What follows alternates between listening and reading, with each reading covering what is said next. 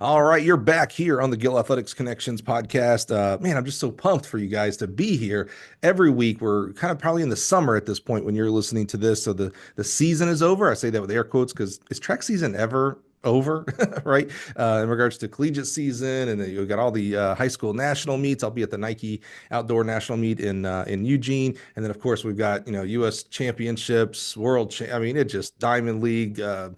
Grand Slam track. Can't forget about those guys and what they're doing over there as well. So just pump, man. Track season should be 365, right? That's the way it should be. And so speaking of, this is a terrible transition. Speaking of 365, I don't know what that has to do with Maine, but that's where we're going today. We're going to head up to the University of Maine, which I've been there one time, and maybe it'll come up in our conversation today. Help me welcome from the University of Maine, the Bears, if I remember correctly, the wise, the wonderful Mr. Pablo Espitia. There you go. Yeah, that's perfect. I told Pablo I was gonna just you guys have listened to the show. I obliterate every last name for some reason, and so I do work on it though. I told him I was still gonna mess it up, but I did okay. Yeah. Yeah, that was pretty good. All right, just in the podcast right there. It's a success. We're good. Pablo, man, thanks for being here today. No, thanks for having me. I appreciate the invite, and I'm a follower of your podcast, so I was pretty happy when I got the email to be in it. So Oh, thank you, man. thank you. Everybody who says that, I put them on the spot a little bit. What's been your favorite episode? Who's been your favorite person to listen to? Not surprised, but I've heard or I've listened to Booze a few times. Good. Um, and I've gone through. I think I've gone through most of the coaches that have a similar background or track background to me. So Mhm. to see how like their careers played out. Yeah. Um, because that's I like your podcast, like you say, it's not about track how we do track, but it's more like how we got here and how Mhm. our careers played out. So I really like doing that. But Booz is one. I know he's one, and I always forget his name. That's embarrassing. But the sprints coach at Harvard. Oh, Kaba. Yeah. I've Yeah. listened to him a few times too. Good, good, good. Yeah, well, there is a reason why Boo's episode is our number one most listened to podcast, but by a little bit of a factor, by the way. And it should be. I heard you say you actually listened to it a couple times, and I agree with that. Like, what Boo, the nuggets he dropped during that episode, like, it might not be too hyperbolic to say that every coach it should be required listening because just the way he talks about careers beyond his career, which was amazing, by the way. He started out as a high school defensive coordinator for football for crying out loud. It's just he just dropped so many just coaching life lessons that I'm like, oh man, guys, gals, you gotta listen to him. And of course, Yeah. Cabo, he's an OG, right? So he was episode like number 4 or 5 or something like that. And I think he was our first two-parter because we actually couldn't even get it done all in the first time. Yeah. And he's been in several different bonus episodes and stuff like that. Just what a great leader, servant leader for us, always teaching and helping other coaches, and has definitely been helpful in my coaching career back in the day as well. So those are good ones, man. I appreciate that. Put you on the spot. I know I didn't even tell you I was going to do that, but I like to know that because I like for other people to hear. We're at episode 300 and something. This was probably 317, 318 or something like that. And it's amazing. I can't wait till the person we're going to have an episode 400 and 600 and 1,000. But every time we move forward, my fear is that we're losing the guests we've had in the past. And there are so many, you mentioned Boo and Kaba and Diljit. I think she's number 2 on the all-time list. Carol Smith Gilbert, Tony Holler, who just recently announced his retirement as a head coach. I bet he's still going to coach as an assistant coach. But just so many high school, college, professional club coaches around the country, and just I just want to always express to people that are listening. I'm so grateful that you listen. That there's such a if you're on episode 300, that means there are 299 other amazing stories for you to hear. Now, my challenge to you, Pablo, and I know you didn't expect to be challenged and put on the spot. You said you like to listen to coaches who maybe have a similar vein to what you. I'm gonna challenge you to go find someone you think you have no one in common with. Honestly, like, whether it's a high school coach, we've had a middle school coach on before, whatever, a distance coach. Go find someone that you're like, I have no clue who this is, what they do, how they get here. What do you mean you coach at XYZ college pro, I don't know, whatever, and Yeah. listen to them because I think there is value in hearing counterpoints to how you did, how we're going to learn about how you got to where you are. I think there's value in seeing those different paths as well. For sure. Yeah. Yeah, you didn't know you were getting homework today. That's right. Exactly. All right, Pablo, let's hop back into our Wayback Machine. Let's start with you, my friend. My first question for everybody. It's kind of been a universal question from pretty much from day one.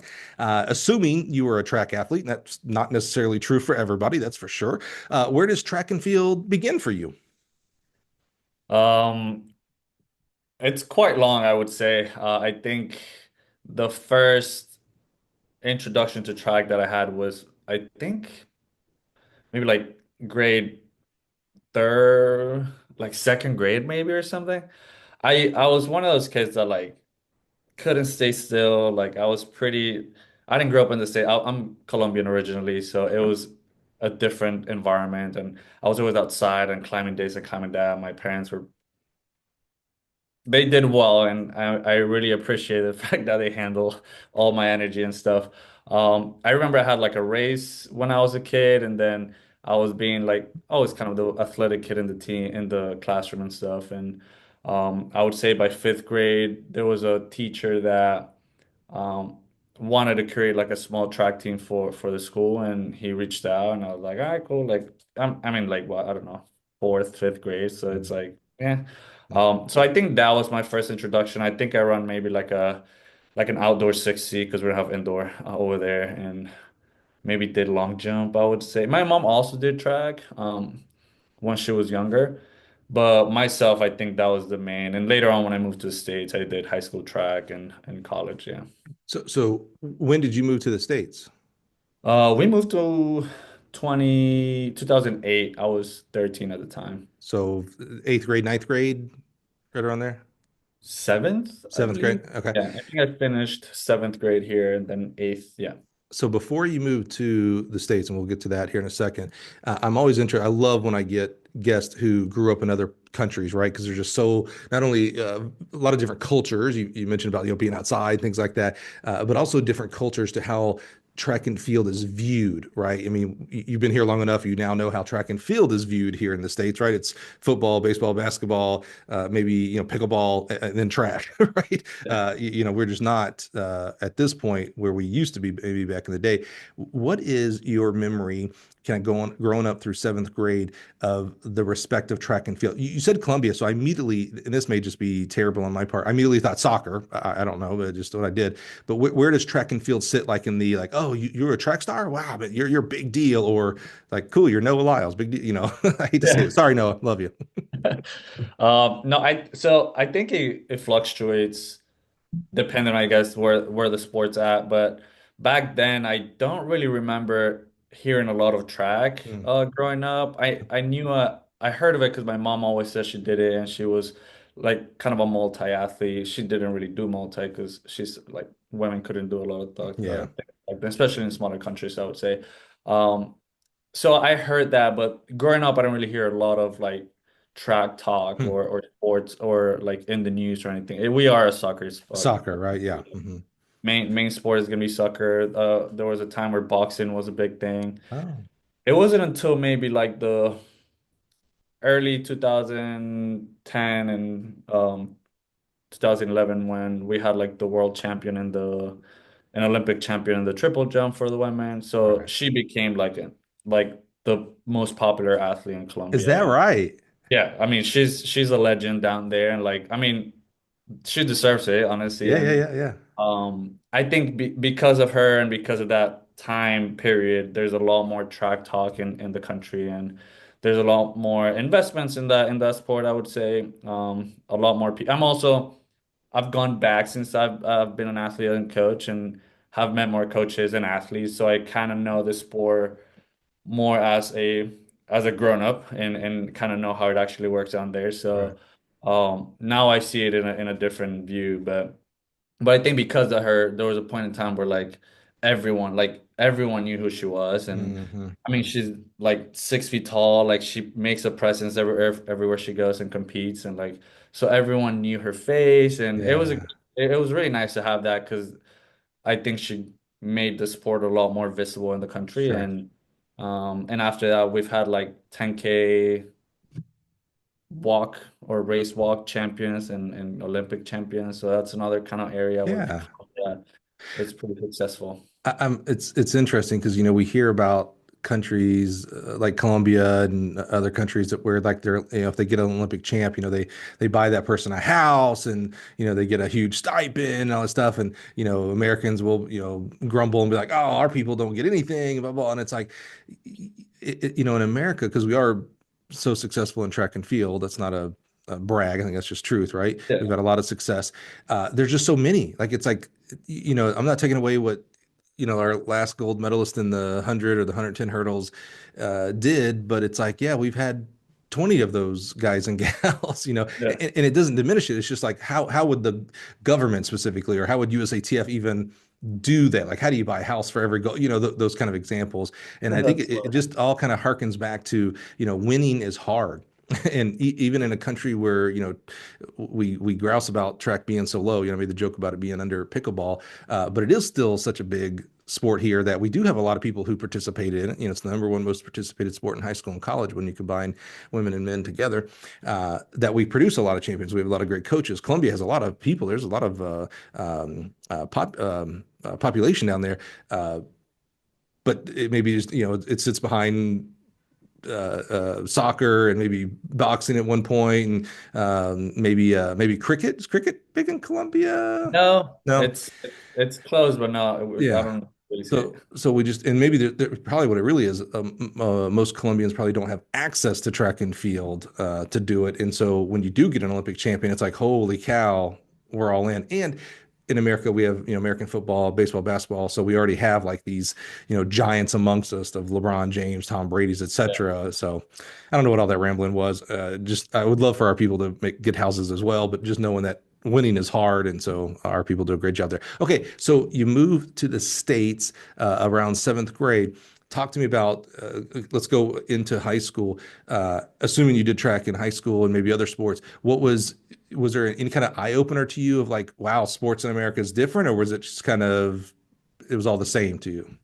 No, it was, and this kind of links to what we were just talking about. It's that the US has so many people doing the sport, and not just track, but every other sport. Is that Mhm. uh, since high school and even some middle school, there's a system of like schools and high schools have teams and they have coaches, and they might not provide shoes or everything, but they provide travel and Right.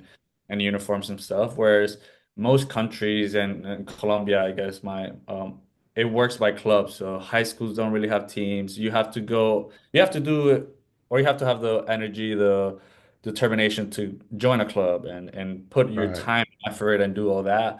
Whereas it's so much easier for people here to just, oh, I'm gonna Yeah. do track in high school, and there's gonna be 20 high schools in every state or more, and Right. competing with each other. So that's the biggest change when I got here. Um, I I think I joined my freshman year, and I had already one of my like some of my cousins and sister friend, she was doing track already, and I was like, all right, like I've done this, like I'll join. And I saw like, I mean, my high school, it's the biggest high school in Miami-Dade County, and I think at that time the coach had like 200 people in the team. Holy, Yeah, what school? John A. Ferguson Senior High School. Oh yeah, holy cow. Yeah, That'd so be more like track kids than you had ever seen in your life. You're like, wait a minute, it's yeah. like, is this 20 different teams? What's going on here? Yeah. So when I joined, I was like, oh wow, this is like a lot of people. And as a freshman, I was probably like 5'5" at that time, or shorter, and like super thin, and I didn't really stand out. I was Right, like, ah, right, I'm right. not gonna see it. Um, Climbed up a little bit, got bigger, got better and stuff, um but yeah, it was such a huge jump that's like, oh wait, there's so many people doing it in Yeah, just school. yeah. And then you get to see how everything else works. I'm like, oh, I get it now. How did this is interesting. So we've had coaches, and this is what is amazing to me, our high school coaches here in the States.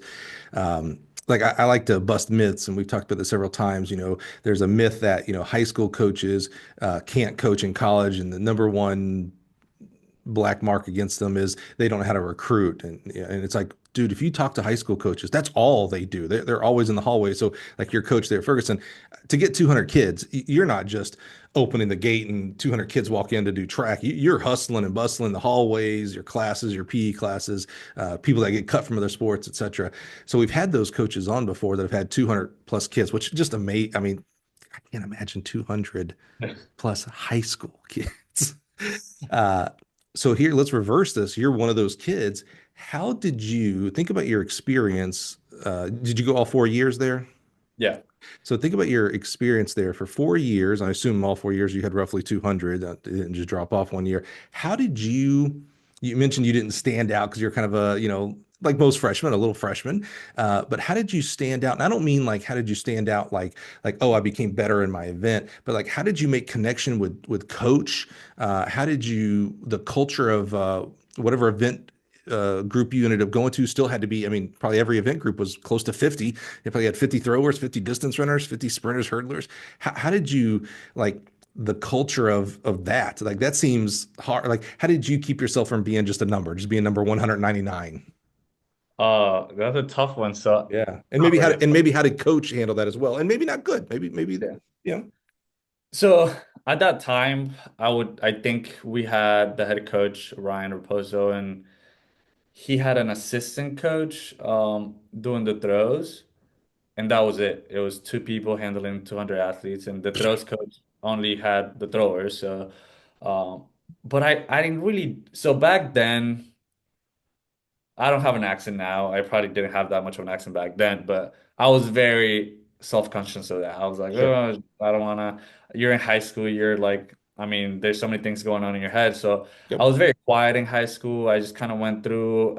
I think the biggest thing that made me stand out with my coach is that um, I liked the sport, and I was one of them that like practice started after school at 3 p.m. and I would leave at like 6:30, Hmm. 7. Like I was one of the last few people in the track, and so I would get some of like the coach had a little bit more time towards the end because there's less people, and he would show up and guide some of my practice. So I really just I worked so much throughout high school, and I mean I still Yeah. do.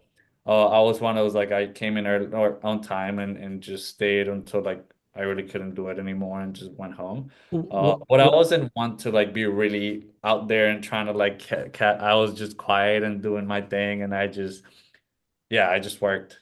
You're like the quiet assassin. Like I'm always around. You ain't gonna hear from me, but I'm around. How did you? So what switched for you in regards to track and field? Because I didn't necessarily hear. You're talking about you're there at 3 o'clock. You're what do they say? Closing the gate. You're leaving at 6:30.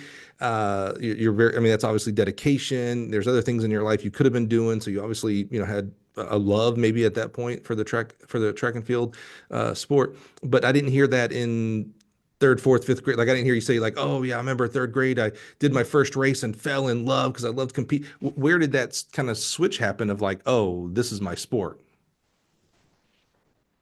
I think it's when I was here in high school. When I did my first year, and I noticed like there was one time in that first season that I was like, I don't know if this is for me. Like we were doing, mind you, it's 200 athletes, so you're doing a lot of work that maybe it's not for you, and like you're Right. doing a lot of like finding out what event you like, and you're Mhm. doing middle distance sprints, maybe some distance runner at some point. And there was a time that I was like, this is painful. Like I don't know if I really want to do this. I kind of stuck with it when I started doing jumps. I Yeah. became more of like a vaulter, triple jumper, long jumper kind of athlete, and it started showing, okay, like I'm a little bit better at this than Hmm. the 800 or whatever other event I was kind of we were working on. Mind you, we still did a bunch because I think he trained everyone to see for a 4x4, for a 4x1, whatever like he needed. And Right. I ended up being that athlete that kind of did everything in the team. But I think that first year it clicked that um I started doing better in those jumping events. Hmm. And I also got a little bit more like, all right, this is kind of a community that I like. I like hanging out with other athletes and going from school to doing something afterwards. And I've never been to one. I've never even wanted to be outside or outside with people or groups or going hanging out outside. It's either school or home, and I did track, so that Hmm. was kind of like the in between. So I think it was just me realizing I really enjoyed the jumping events, and I'm starting to get a hang of them, and I also like the people that I'm around with. Did you say there were only two coaches, a throws coach, so he or she had, let's just easy numbers, let's just say 50, and so that means Mhm. there's 150 other kids that one coach was overseeing 150 kids? Yeah, I might be remembering that wrong, but I'm pretty sure. Yeah. I'm sure But if but he, but but large yeah, numbers. yeah, it was large. How do Go you, ahead. yeah, how do you remember? Because I'm just thinking like, to get 200 kids, to get 100 kids out to a track team, they have to be attracted to something. Again, kids, even what year is that? What year did you graduate high school? 2013. So for sure in 2013 and 2010s and stuff, kids have a lot of choices. You know what I'm saying? Like other sports, other activities, cell phone, video game. I mean, staying home and studying. I mean, there's just a million things those 200 kids could have been doing. But they were attracted to the team for some reason, right? And some of it's, typically sometimes it's winning, it's a winning culture, but also it's typically, I'd say my experience is that kids are attracted to like, oh, I feel wanted here. Like I feel like somebody here versus being the fourth running back that never plays. I'm just on the John Brown team. I get to do something and people like when I improve, even if I'm not winning, IPR, like my coach says something to me positive. How did coach from your recollection, how did coach like connect with that many people? Like I just don't understand how you could even like coach um, jumpers while also trying to coach hurdlers while trying to, in a high school setting in this number of kids. Yeah. So I'll give you that.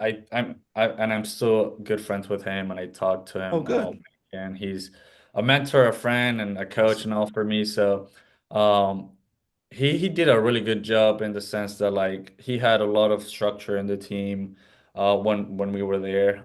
Yeah.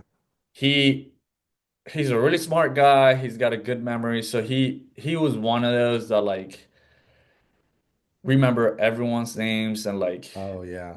he could remember, yeah, he remembers everyone's names, and I think that's one thing that athletes appreciate, For especially like sure. younger athletes too. Like when you're 200 people and he calls you out by your name, when you're like, Yeah. oh, I didn't think he knew who I was.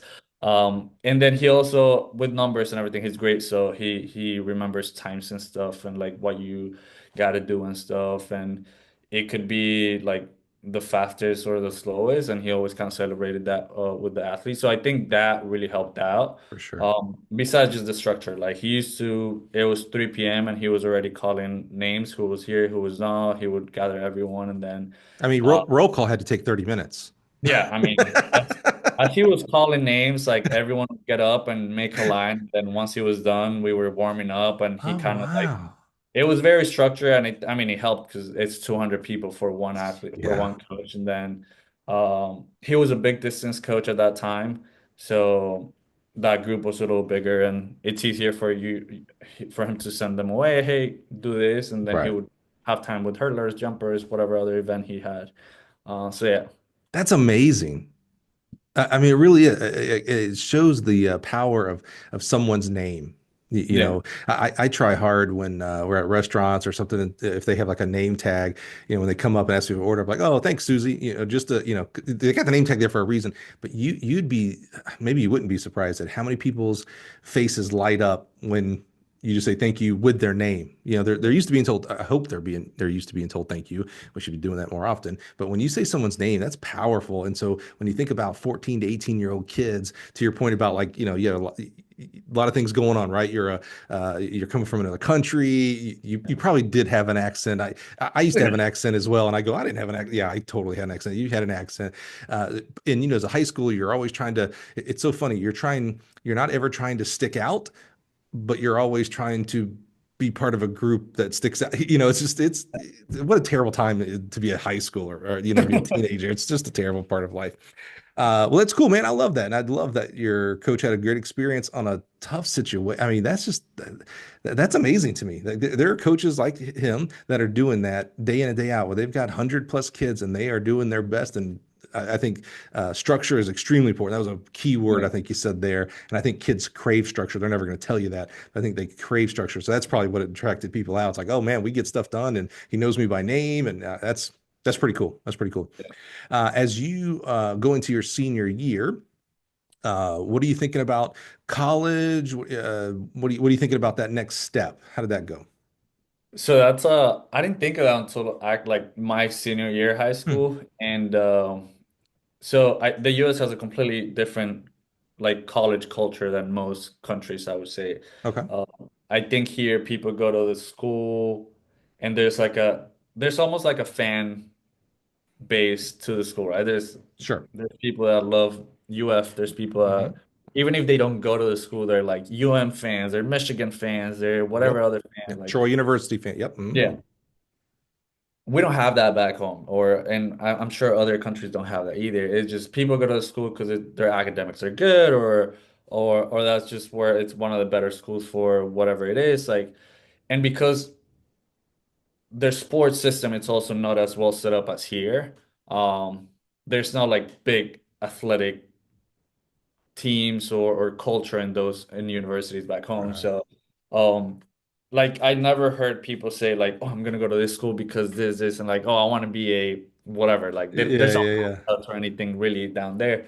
Whereas here is like, I want to be a black bear, I want to be a gator, I want to do this, and Right. my senior year, at that time, I was one of the last ones to graduate high school from my family. So my sister had gone to FIU down in Miami. Oh yeah.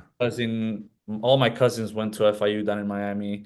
Um, so I was like, I'm just gonna go to FIU. Like I didn't have at that time, my brain wasn't exposed to being like, wait, I could reach out to the coach other country, other Right. state, other universities and see if I can get in or what if they even want me. And I was just like, I'm just gonna go to FIU, and I got reached out by one of the coaches, because FIU doesn't have a track, and they used to Right. sometimes borrow our facilities or high Yeah. school Yeah. Yeah. practice. So they knew who I was, and we were talking, and I was like, okay, he's talking to me. He tells me I'll have a spot in the team, and um, so I just kind of went with that. I applied to one school only, and uh, Yeah. I ended up going to FIU my 4 years. So Uh, there was a culture in your family of going to school, going to yeah. college, Oh yeah. and that culture was we go to FIU. So you were Yeah. like, cool, I guess I'm going to FIU. It's like, yeah, my family, I think like uh most Colombian families here, it's kind of a given. There's not like it's not a Okay. choice. Yeah. It's pretty much like you're gonna be in school period, and Yeah, yeah. there was no questions, or there wasn't a point where my family ever told me like, "Oh, are you planning on going?" It's like, no, it was just It's like, like you where do can you plan on definitely going? go. And Yeah. where do you plan on going? And why is it FIU? Yeah, so like, um, and because all my cousins went there, it was Sure. right, like it was maybe 20 minutes away from where I lived. Yeah, yeah. I just applied, and I got in, and I loved my time there. I'm really grateful to the team coaches and everyone there. Yeah, So yeah. yeah, I think it was either FIU or FAU. One of our conference when I coached at Troy University, it was the TAC conference. I mean, this is a long time ago, TAAC conference. But I don't even know if it's around anymore. But I think it was our first championship was it was either FIU. I think it was FAU. Maybe that's where we were at, which is a little more north, if I remember correctly, from FIU. But both of them were in our conferences, FIU and FAU. So I know them well. Yeah. So as you're exploring FIU, you're really stretching this recruiting aspect of what school you're going to go to. You're going to go to FIU. What were you thinking about becoming? When you grow up, as you go into, you're starting to pick a major and things like that. What did you think as an 18-year-old? Like, oh, I'm going to go become a doctor, or a business owner. I at that time I don't think I had a lot of. I grew up wanting to be a veterinarian for the longest time, Mhm. and the high school I went to had a vet program Oh, wow. that you would kind of go through the program and get a almost like a tech or a vet tech degree that you can work. Um, and I did the program, and the first time they had me like draw blood for a dog, I was like, nope, I'm not doing this. Leave me out. I'm not gonna do this. Was it the Um, blood or was it the act of a needle? What was it? It was the act of like taking blood. That right? I Yeah. don't mind blood, but the whole I couldn't do it. And then after that, I switched. I think I finished it. Because I was like already on my third year. I was like, well, I'm just gonna finish it. Yeah, And yeah, that's yeah. fine. And I ended up going to school. I applied my first year for um environmental science. So I got into the environmental science program at FIU. And I did that for my 4 year, my all 4 years, and I also added a second degree in geography. Oh, wow. Okay. So what were you thinking? Like you're studying this, you said you went all through 4 years. So what were you thinking? Like you were going to become, I don't know, what is an environmental and geography, what, I don't know what they do. Yeah.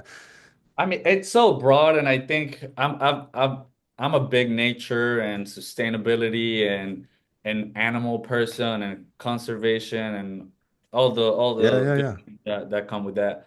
And I think at that time I really wanted to be like a not quite a scientist, but I really wanted to work with like conservation and Yeah. protecting forests and animals and Yeah. I was really I still really like apes and monkeys and stuff, and I was thinking I was gonna go and like protect animals or something Yeah. and plants and stuff.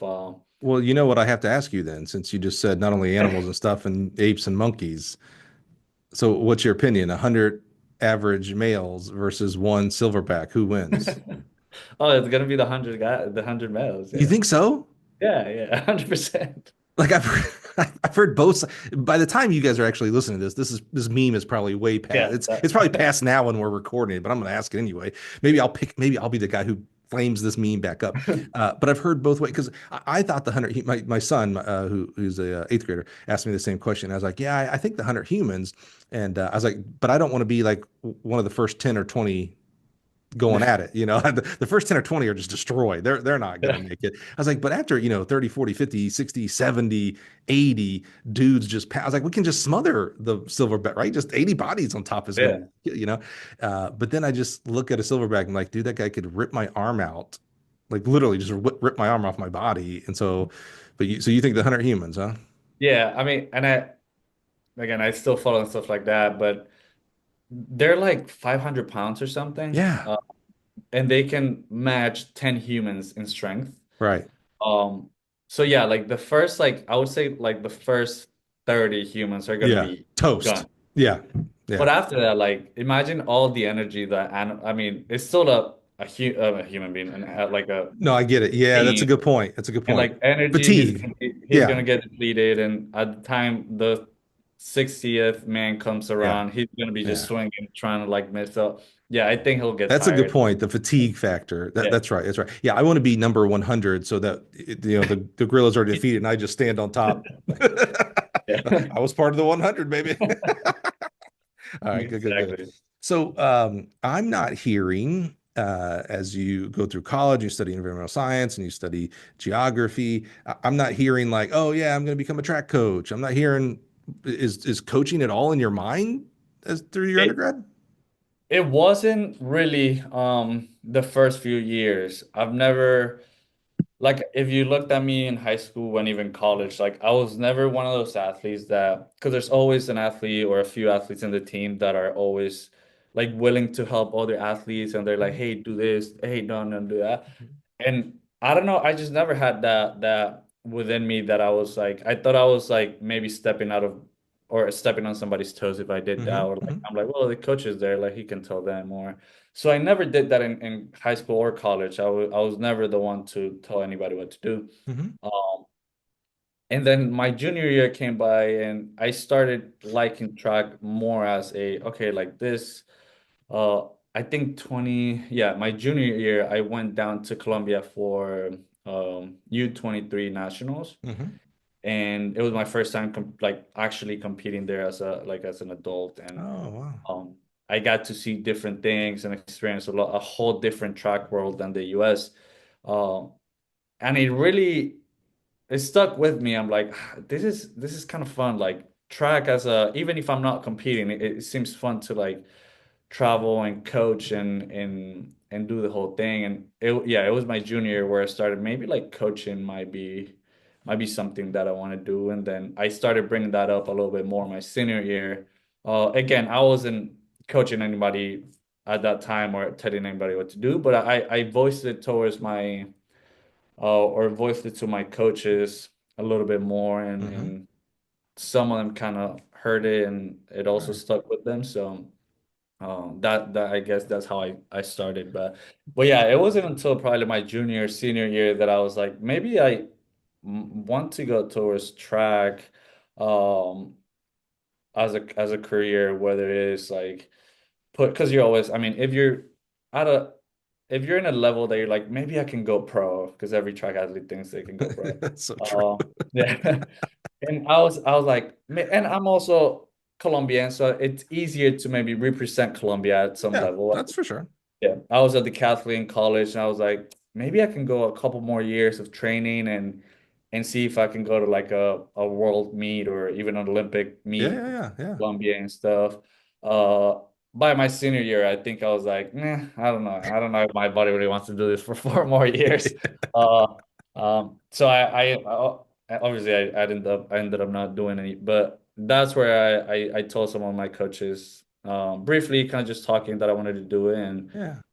and they heard it. So yeah. As your mind is it's very common what we're hearing here on the podcast that typically the decision or thought process to become a coach is not like a light switch where it just clicks on like, oh, one day you woke up and was like, oh my god, yeah, I want to be a coach. It's more of like that slider button, the light. And so as your slider button's kind of going up a little bit, it was zero, right, just to kind of start, and then it's like, oh, this is kind of cool, and it kind of moves up. Did you already said that you didn't like start like then helping or I don't want to say you didn't help because you're a lead. Nobody who becomes a coach isn't a leader. So you weren't not leading, but so you weren't not helping. But your intention wasn't like, oh hey man, what's helped me in this event?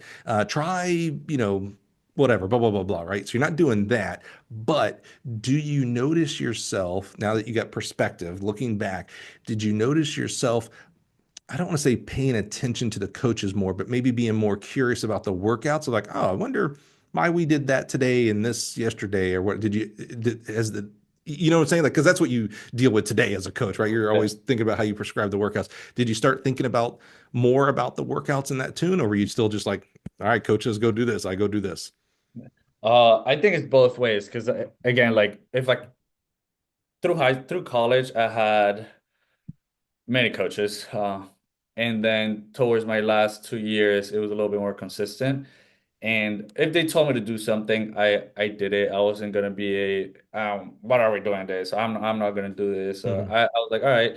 If it was completely like, all right, this is a little crazy, maybe I would question some things, Sure. but usually things made sense and I just did them because my coach told me to do it. Yeah.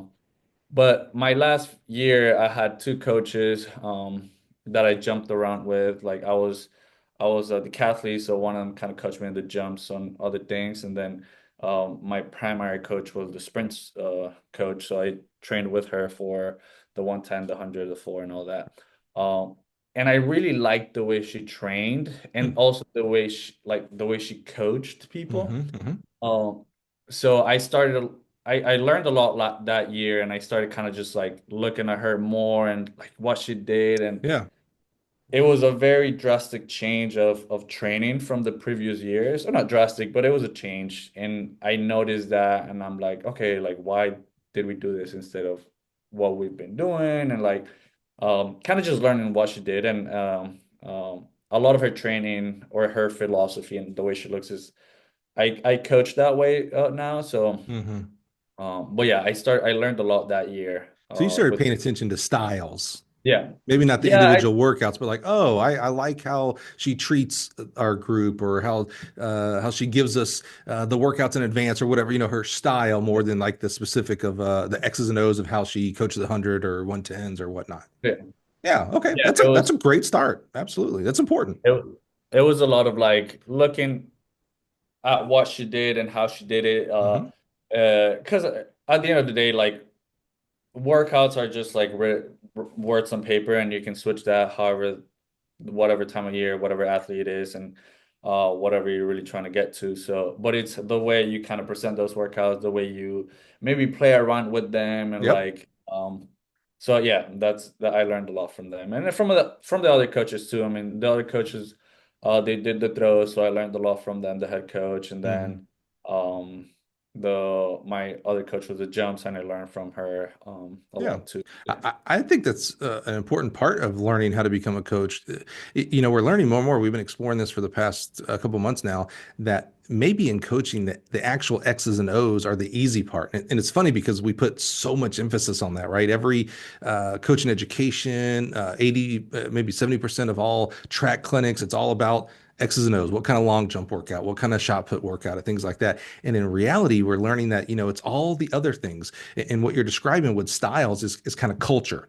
Like I could give the same week, a workout of week, the same a week of workouts. There we go. To a sprinter and do it in 100 different ways. I could literally print it on paper and say, all right, show up on Monday. You see what we're going to do. I could talk to them about, hey, here's what I'm looking for in today's workout. I could yell it. I could be like, hey, today we're doing and you're going to shut up. You're going to do, there's a lot of different ways to do the same workout, a lot of different ways to present the same workout. And so you're learning style, and that's extremely important because you got to start creating your own style as a coach as well. Yeah. That's cool. Yeah. I love that. Yeah. Especially, I mean, like I said, I had so many coaches to like have influence of the way I coach Yeah, now.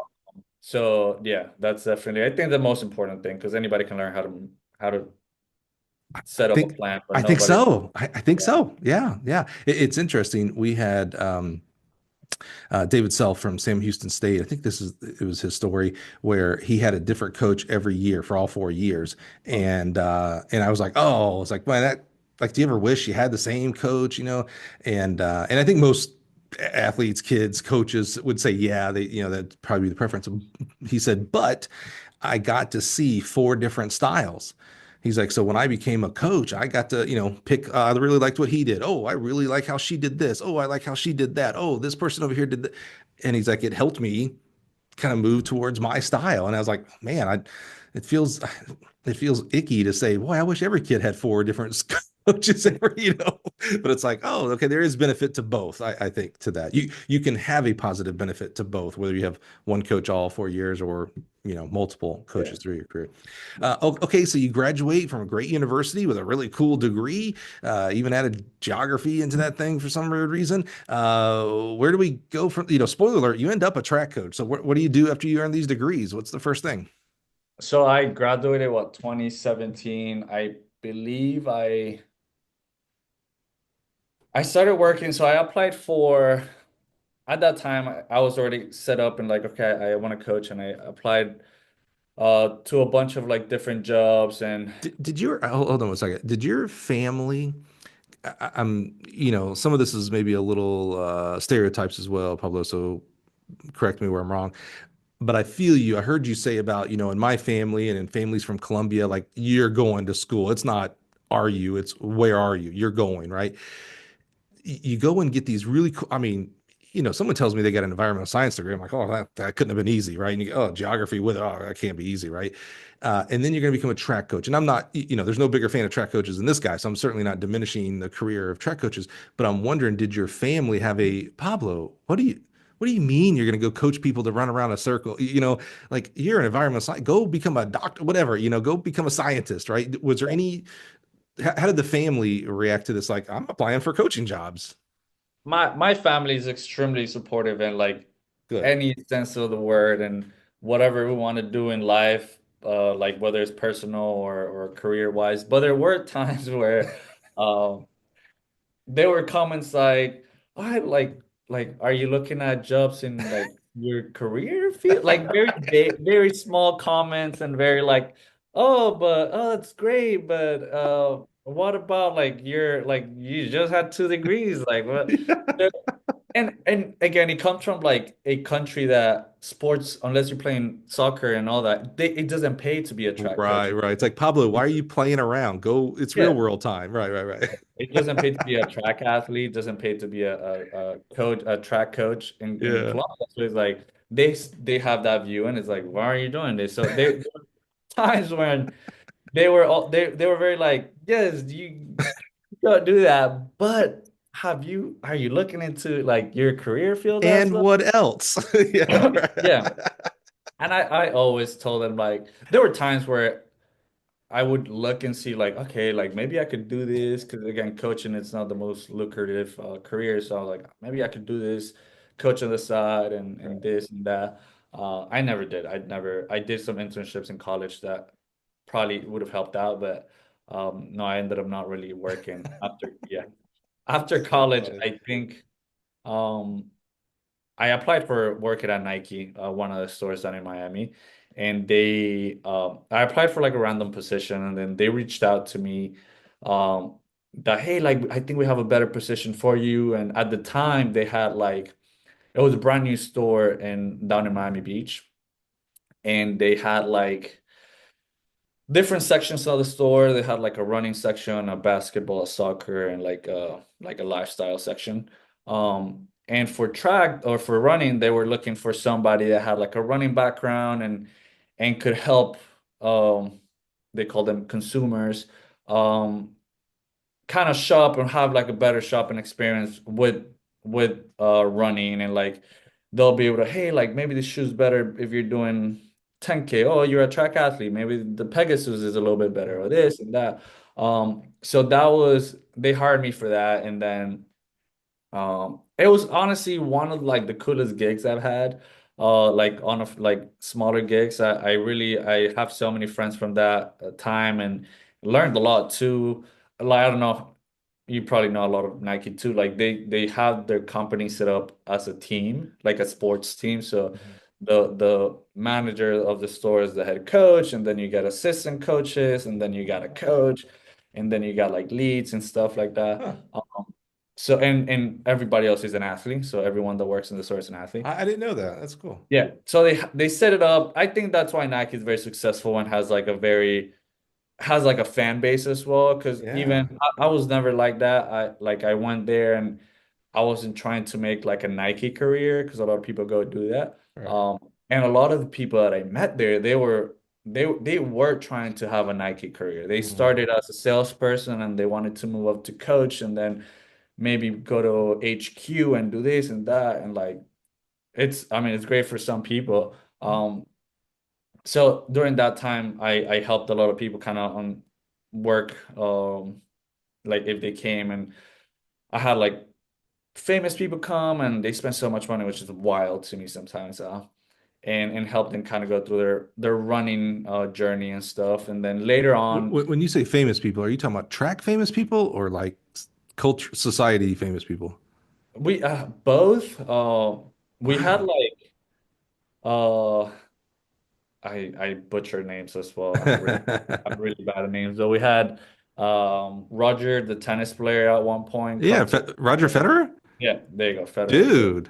we had I'm also not a pop culture person. Like Yeah, yeah, I yeah, don't want to keep up with names and stuff like yeah. that. So one time they're like, "Hey, this person's coming. Like, can you help them out?" And I was like, "Yeah, sure." And I helped the person out, and he was very like, "Okay, like cool." Like he was, and I had no idea who this man was, and like everyone in the store was like he's helping out. Like it wasn't until a couple minutes I was like, all right, this is definitely somebody I should know, but I had no idea.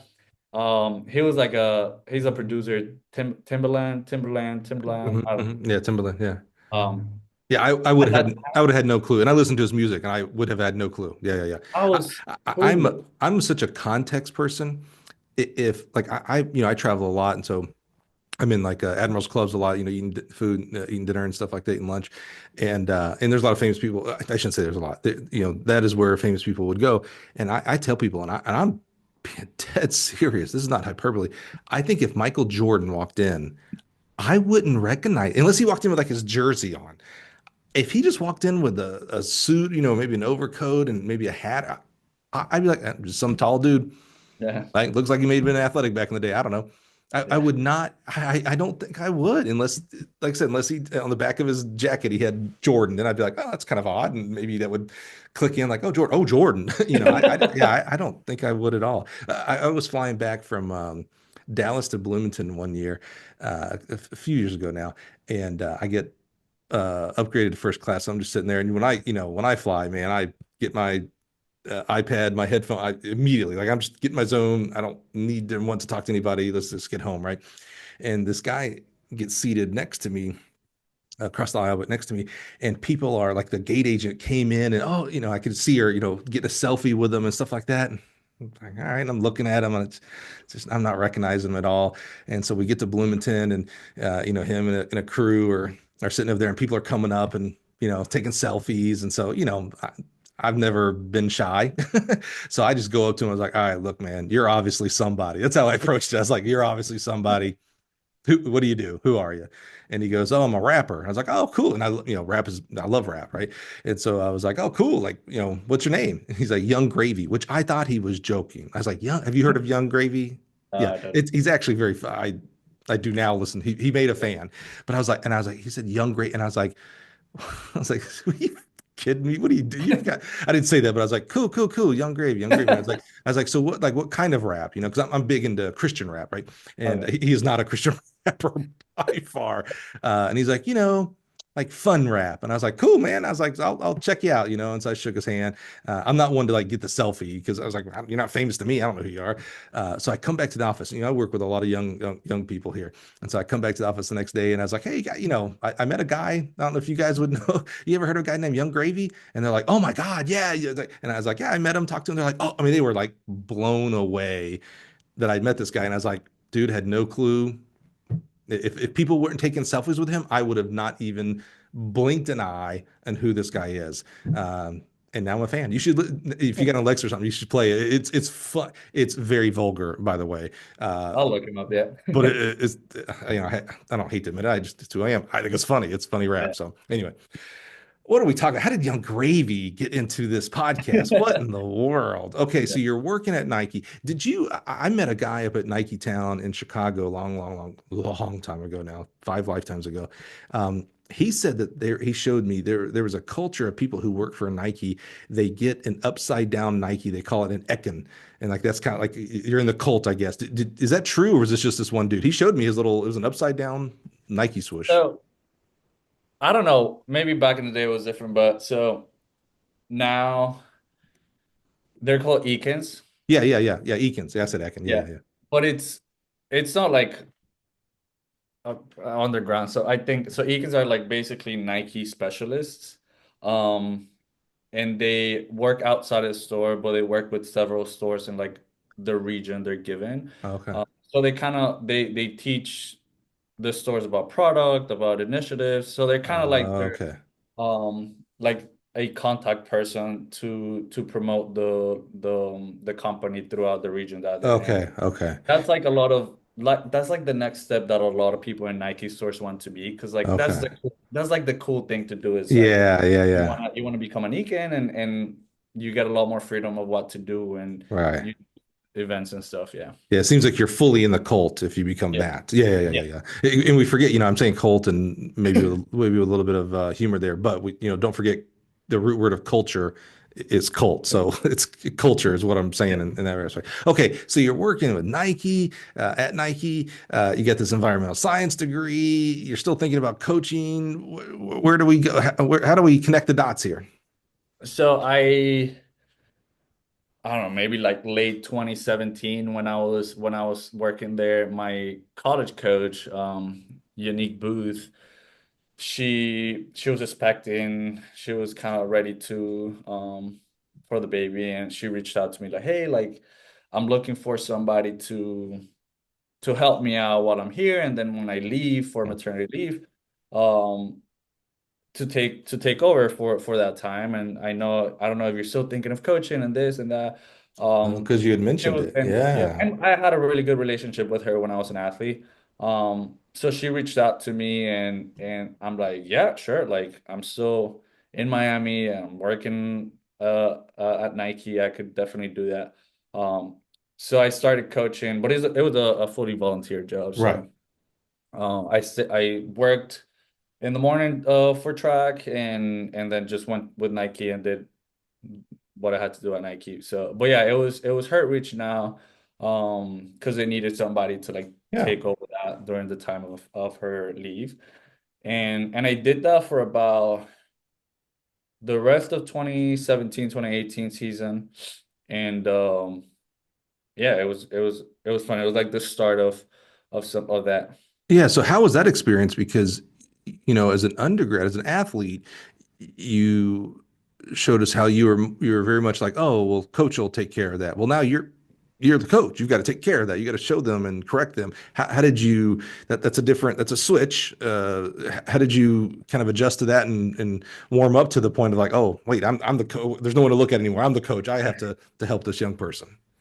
Well, I think I had a lot of help from her in the sense that the athletes that she had at that moment used to be my teammates. So it's also kind of I very difficult sometimes to coach your teammates Yes, we've talked about after you that. graduate. Yeah.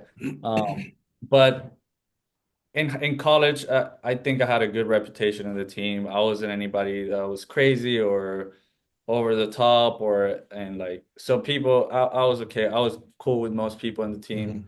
Mhm. Um so when I came back, they were like, "Oh, cool, you're gonna help out. That's fun." And like I think because she had a lot of structure and I would say she kept people in check.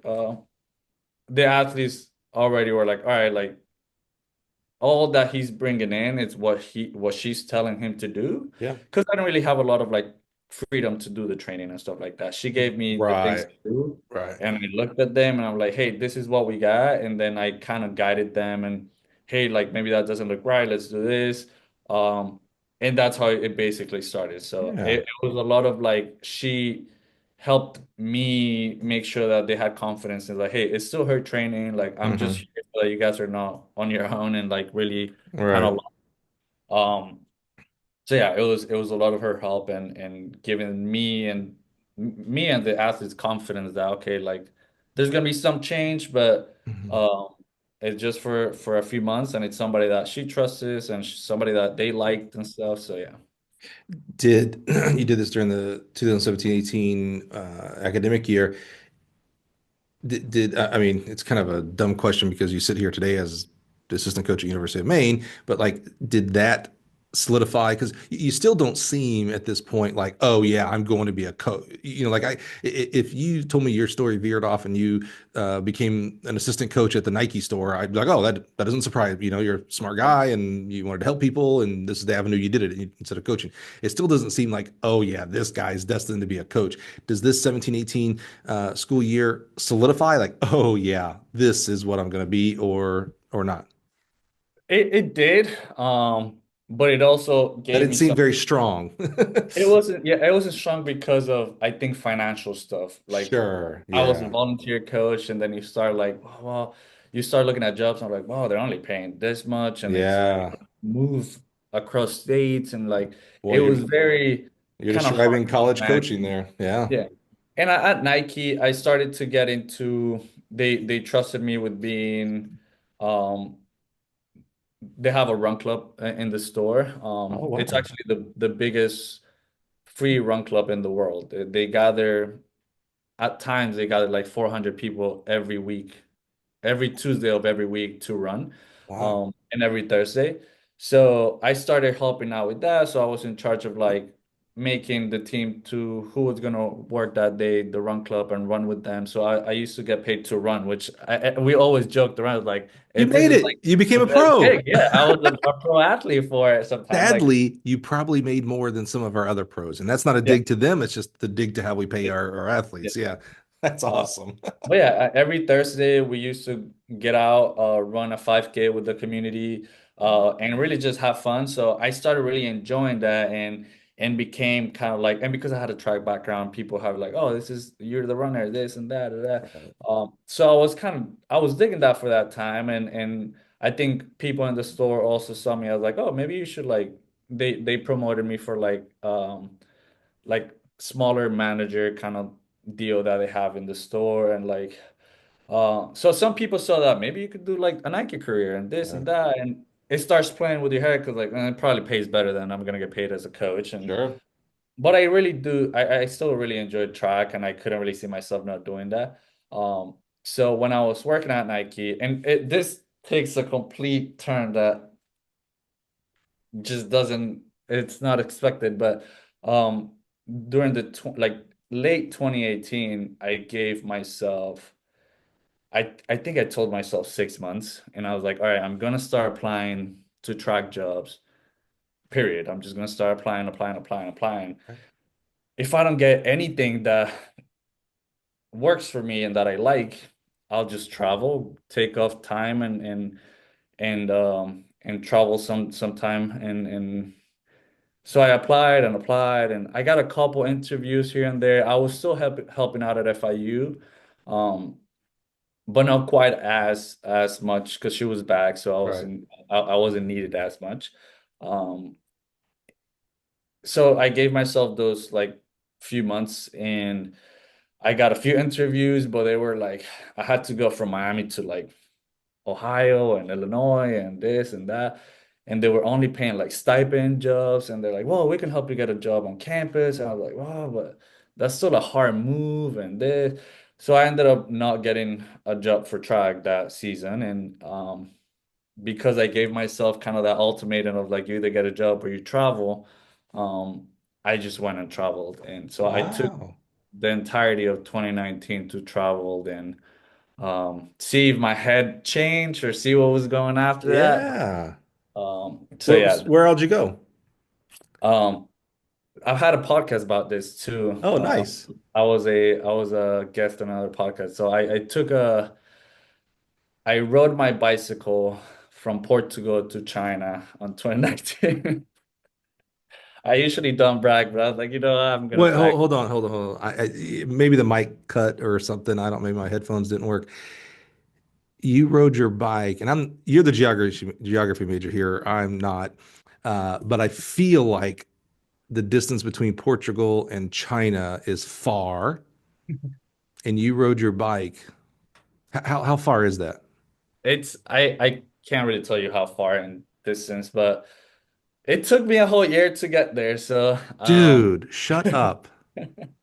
First of so that all, uh, I am going to get into this a little bit, but it sounds like you were on another podcast that maybe got into it a little deeper. What was that yeah, podcast for it people was who want to hear deeper into that? What yeah. was that podcast?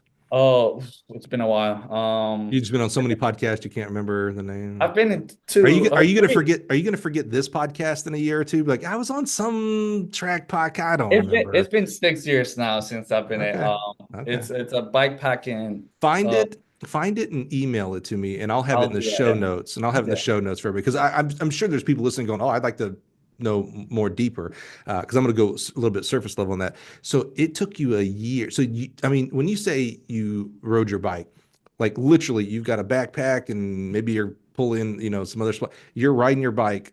Like how many hours a day, and then where did you sleep? Like how did you plan this? Like this is nuts. So I thought you were, when you said this is gonna take a right turn, I was like whatever. I've done 300 of these, Pablo. You ain't gonna say anything that I ain't heard, or prepared for, and then you threw out this. So give me some like blocking and tackling, some X's and O's on this. How long did you ride every day? How did you sleep? Like tell me like how did you execute this thing, man? That's crazy. So you don't know me really well, but No. I'm like the probably the most Obviously not. I do not know you. I'm I'm one of like the most go with the flow kind of people. And that's like once I didn't get a job, I'm like, okay, I'm going to travel. I wasn't a cyclist, by the way. I Of course. this Yeah, we haven't talked about that at all. True. That's a good point. the idea popped up because a coworker from FIU showed me like, hey, like this guy's doing a cycling trip from like Alaska to Argentina, and I was like, oh, that is crazy. But that was years ago. And then when I started planning a trip, I was like, wait. And I remember that article and I looked it up. And there's actually a whole community of people that travel by bike. So I started getting into it and I was like, you know what? That at that point is when I said like, "Nah, I'm just gonna go and travel instead of getting if I couldn't find a job, and I was like, I'm just gonna go. And I got like, and it just, I think things play out sometimes. I'm not a big fate or anything, but I was working one day at Nike and I've never seen a bike with like backpacks or anything attached to them. And when this whole idea started in my head, one random guy just stops and parked his bike with a bunch of bags in front of the store and came in, and I was like, there's no way. I just gotta go ask him why he has the bags and stuff. And this is pretty much what I'm looking for in terms of biking and stuff to go to the trip. So I asked him and he's like, "Oh dude, that's crazy. That's super cool." Um he got my phone number and he's like, "I'm gonna find a bike for you and and see if you like it." He went on Craigslist, found like a used bike and sent it to me, and I bought the bike for like $85 at that time and Dude, much fixed it up and I, everything. I brought up Google Maps, uh, and it tells me by walking it's 157 days, and I said, "Oh, I don't want to walk. I want a bicycle." You can choose that, and I click bicycle, and it literally says, "I can't seem to find a way there." Sorry to interrupt. It's just like Yeah. Google's like, "Nah, bro, I can't figure this out. You're on your own." All right, keep going, keep going. Yeah, no. So I saw the guy, he helped out, he got me a bike. I went, met the Craigslist guy on like a Walgreens, bought the bike from him, and then Okay, I'm after sorry. I got that, to interrupt again, Pablo. I'm sorry. It's my show, so I get to interrupt. yeah. What do your parents think of this? You said they were very supportive. I have a hard time, whether you're from Colombia or America. I just have a hard time feeling like parents are going to be like, "Oh, that's a great idea, man. Yeah, good luck. Let us know. Send us a picture or something, a postcard." Well, I think I trained, or I don't know how to say that, but I prepared my family for this point my entire life because I've like it's not like I was like a gaming person or like an indoor cat. Like sure, sure, sure. I've always been very outdoorsy Yeah, this and is a little obviously different though, nothing was, Pablo. yeah, it was a little. But when I told them, I told my cousin before, and she's like, "Oh my God, this is so cool. This is fun. Oh my God, you're crazy, this and that." Then I told my mom, and she was like, kind of, and like, she didn't really believe me. And she was like, That's what okay, I was thinking. She was like, "Yeah, yeah. okay." Yeah, because it's so big, and I didn't have a bike, but I didn't have anything to do the trip. So she's like, all right, get back to me when you have like actually a plan. Um, and then I bought the bike, and then I bought the bags for the bike, and then She's like, things "Uh-oh." got serious, and she was like, she literally sat down one night. She's like, "All right, like let's go through this again, because now I really want like what's the plan?" And she got a little bit more concerned because she's like, "Are you gonna go through these countries and this and that?" So she got worried, but she never told me like, "No, no, no." She was just like, I am trying "Eh." to, my son, going to be a high schooler next year. If he told me at some point when he's 20 something years old, "Hey, I'm going to do this," I would probably be like, I'm just trying to put myself in your mom's shoes. I think I'd be the same way of like, whatever, dude, you never buy it. What are you talking about?" And then as I started seeing the evidence, like, "Oh, he bought a bike. Oh, he's Google mapping, and I'm like, "Oh, hold on a second." But then I'm still trying to feel like, would I be, I mean, I guess, you're an adult. There's a little bit of you lose power over your children. And it's like, well, I can't tell them no. And they're not using my money. Yeah. Wow. Okay.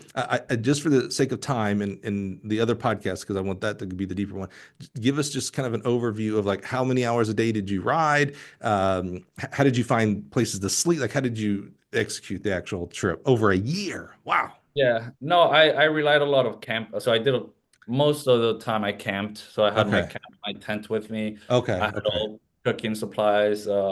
I rode pretty much what I wanted every day. So if I could do 10 miles, I think the most I did was 120 or something. So it really did, it really, however I felt that day or Yeah. whatever the goal for me to get to wherever. Were you safe the whole time? I never felt in any danger. I mean, there were sketchy parts, but I think I was pretty safe and maybe smart and to how the way I did it.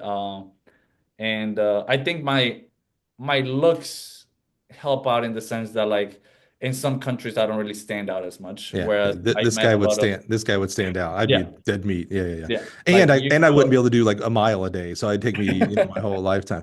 Did you like how did you eat? Is that the right question? Like how did I know you obviously had to save up money from your job, so as far because there's expense, but like how did you Like, so did you literally get up every day and it was just like, all right, it's not raining, so I'll do more miles today than the previous day because it rained or whatever. Literally, so you didn't map out like, okay, day one, day 20, I'm going to be here, day 40, you just, wow. No, I think it's really hard to do that. I knew I was gonna go to China, so the only way to get to China is go east. So I knew kind of just like, all right, I have to go east from here. Obviously, I had maps and kind of an idea of where I needed to go that day, but I never had like, okay, this week I'm gonna go here, here, and Yeah, here. yeah. It was more like I'm going that way and kind of wherever I and Did you ever get wherever it lost? takes me. No, it's not really hard to get lost. And no injury? Like no, like, oh yeah, No, I was laid up for a month because I slipped and busted my knee. nope. Wow, Yeah. dude. Did you blog this or anything? I mean, I kind of have it in my Instagram. I have a lot of videos and pictures, and I kept people updated on Instagram. Looking back, I feel like I wish I would have vlogged it a little bit Yeah, more. yeah, yeah, yeah. I'm just not into all that, so I'm Yeah, like, but you gotta but I wish I I, had. Yeah, I I mean, would I have it written down yeah, stuff. I Yeah, would encourage you to whether it's a blog or a lot of people forget that LinkedIn has an article system, so, an article on LinkedIn, like somewhere capture that for a couple of reasons. One is much like that person who went from Alaska down to Argentina. And the reason I asked like where you safe, because I think that person did get mugged somewhere, if I remember if it's the yeah, same story, but someone who did this crazy thing got mugged. Um, but much like that guy's story inspired you, even though you weren't like when you heard that story years ago, you weren't like, oh my God, I want to do yeah, this. But then years later, like, oh, well, wait a minute, that dude did it. yeah, Maybe that's something, you know what I'm saying? So that your story could do that for someone and have this yeah, amazing experience. And two, at some point you're going to be an old man. You might have children and grandchildren and other family, and you do have a big family. You said yeah, cousins and things like that. Like there's just a little bit of like just archiving things like that of like, wow, Uncle Pablo did what? Like I don't believe that. And then they go and read this article yeah, from 2025. It's like, holy crap! Like that's like, wait a minute, if Uncle Pablo yeah, could do that, maybe I can move to the state or whatever. You know what I'm saying? Like there's inspiration there. So I just encourage you to do that and send me the do some Googling there. Find me that podcast. I do want to have that down in the show notes for you guys if you're interested in hearing more in depth on that story because that is cool. For time's sake, we're going to move forward, yeah, and you have reached China. That's the after 300 episodes, I feel like I've said everything. I've never said that yet. So yeah. you've reached China. How do we get back to the States? Go back to Colombia again? We know we today we finish up in Maine. How do we? Where do we go? Where do we go from China? So. So crazy. It actually does kind of start in China. When I was in China, I started applying again for jobs and my college coach reached out, hey, they're looking for a coach here in some high school, I believe, in Florida. So I reached out to him, but I've never been one to really want to coach high school. Um, Nothing against high school coaches or anything, but I just couldn't see myself coaching. I don't think I have the patience to. I think my reference of coaching high school is coaching 200 people Sure. and 200 different personalities Yeah, and good point. 50 people. I mean, half of them really just being there for friends and looks and it's cool to Yeah, do trials sometimes. yeah. So I really wanted like, no, if I'm gonna do, I want to do college um, and when I got back, I worked again with Nike because I reached out to them. They're like, yeah, that's fine. You can come back. They like me and that's fine. So I worked with them a little bit more. Um, and then my coach left FIU and the head coach reached out to me like, hey, like, would you be interested? And I have a good relationship with the staff there. So they reached out and I'm like, yeah, let's yeah, I'll do it. And I got hired as a part-time assistant coach for the sprints and hurdles. So Oh, nice. um, yeah, that's basically how it actually started to be a paid job and Yeah, yeah, that's helpful. a little bit more serious. Now they're my actual athletes and um so I coached there. I was their assistant coach for a year and a half. And then I moved to Maine. Were you at FIU? Because now it does feel like knowing that FIU to Maine, so there's some stability now in the coaching world here with you. Were you doing where does coaching education fit at this point? And I've said this many times. coaching education to me is a dual path. There's formal and informal. Both are important. Not one is more important than the other, in my opinion. Yeah. Formal is, USATF level ones, level twos, USTFCA, Altus, those kind of classes, if you will. And then informal, and it's just as important, is maybe more peer to peer. So, I called, well, you're at FIU, I was gonna say you called your old track coach, but maybe you call a coach that, you call a boo and things like that. Are you doing any of that at this point during the FIU?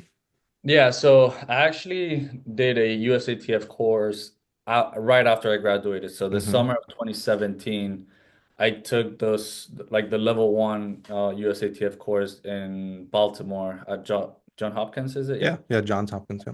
So I did that right out of college, and kind of when I already knew I was going to coach or wanted to coach.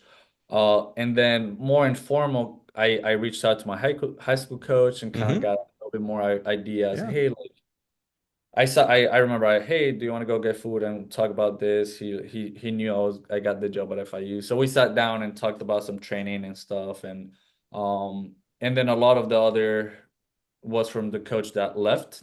She was my coach. Yeah, I right. learned that from her too.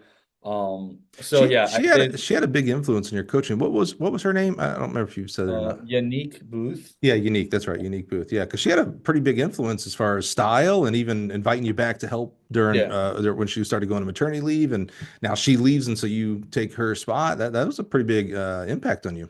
Yeah, definitely. I think her and my high school coach, and I Yeah, mean all the coaches, but those two I think have had a lot of impact, and I appreciate, I mean, all them, and yeah, absolutely.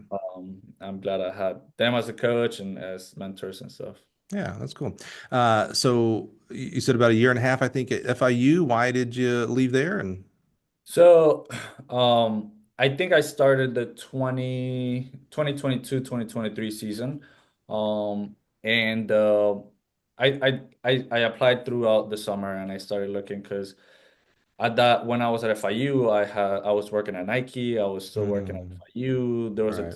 point in time where I was working another job Uh, and I'm like, this is a loss. So if I find a better gig, like I'll definitely see if I can leave. yeah, Um, and like the coaches there knew like they knew they weren't going to make that position a full time. And even if it's a full time, it doesn't pay like extremely well. So it's right. Miami. I mean, Yeah, you have to yeah. get paid incredibly well to live comfortably. So I applied throughout the summer. Nothing really came out of that.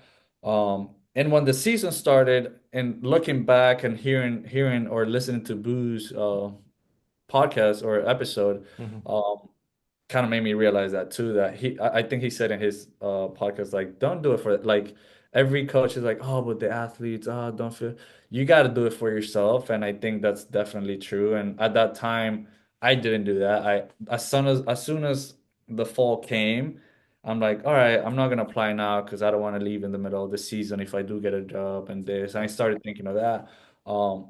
But then one of my college coaches, like the jump start of coaching, she was working at Sacred Heart at that Hmm. time. Um, and she got a job at Army, and she's like, "Hey, um, I'm gonna leave Sacred Heart. They're looking for somebody, and they basically kind of letting me find people to fill that position. I was thinking of you if you're interested. Like, let me know, and we can make it happen." And I was like, I think it was maybe October, November at that time, and I was like.